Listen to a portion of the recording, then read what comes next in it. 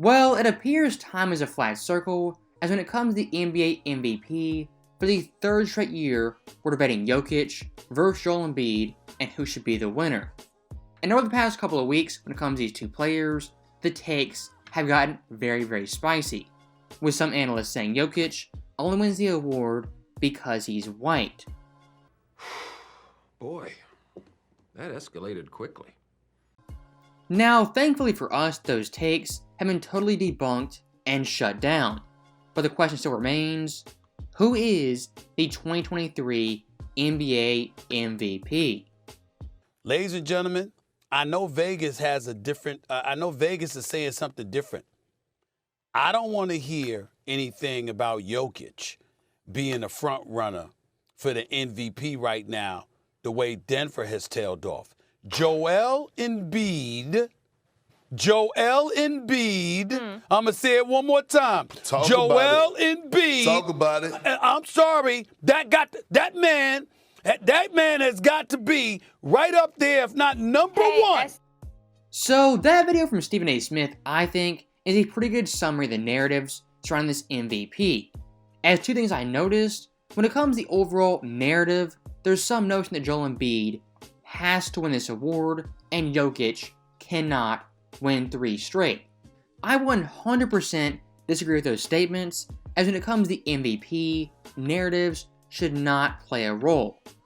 And when it comes to Joel Embiid, in my personal view, if I was a voter, I am not giving sympathy votes for a player who's been runner-up for 2 straight years. As looking back in history, Larry Bird also finished runner-up 3 straight years from 81 to 83. And during that time period, nobody, and I mean nobody, shed a tear for him. So when it comes to Embiid, I'm going to have the exact same energy. And when it comes to winning 3 straight MVPs and saying Jokic can't do that because LeBron, Jordan, Kevin Durant, even Kobe didn't accomplish that is pretty reductive thinking. As when it comes to MVP, all those guys played in highly competitive eras where the MVP actually meant something. As nowadays, winning MVP doesn't really matter.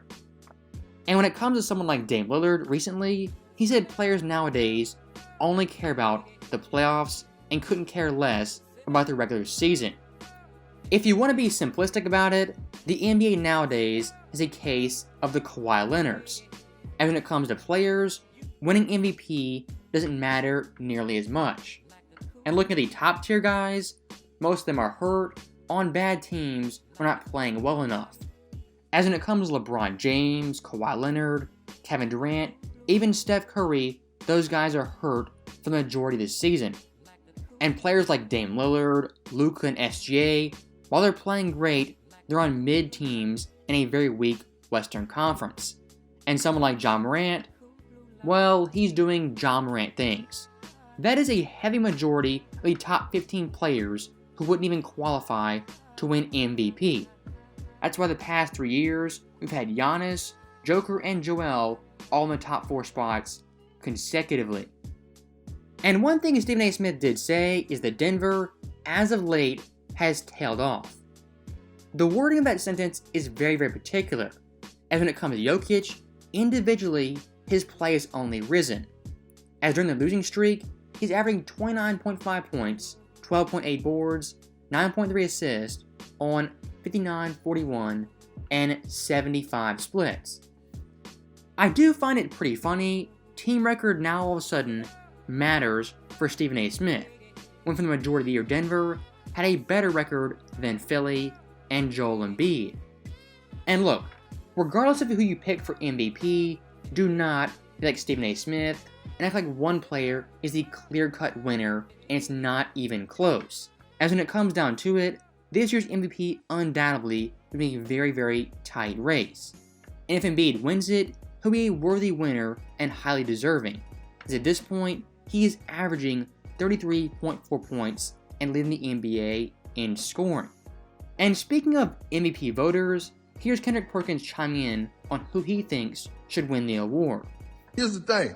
No one is knocking what Jokic is doing for as him having an unbelievable season. He's an unbelievable player. But don't you act like you wasn't in those locker rooms. I feel like Embiid should be in the conversation, should be the front runner because he affect both ends of the floor. I'm wrong. I watched Embiid go 9 for, I believe, 25 or 27 from the field, but still dominated the game with 18, 19 rebounds, 6 blocks for them in the second half when they played like 2 games ago. I mean, I just seen the different impact. So the first thing I do want to address is that Perkins says nobody's knocking Jokic for the great season he's having, when in reality, Kendrick Perkins all year has been knocking Jokic.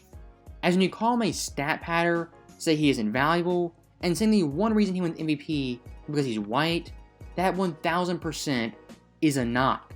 And looking at his second argument, he says Joel is a better defender than Jokic, and that's one reason he should be ahead of him in the MVP race. Now, while Embiid is a better defender, that overall argument isn't as good as people think. And as we come to see, when it comes to Perkins, it's pretty hypocritical of him who just passed voting history. Now, off the bat, I'll say Embiid is a better defender than Jokic, and I'm not arguing that. But what I will argue is the gap defensively is smaller than the playmaking and shot creation gap.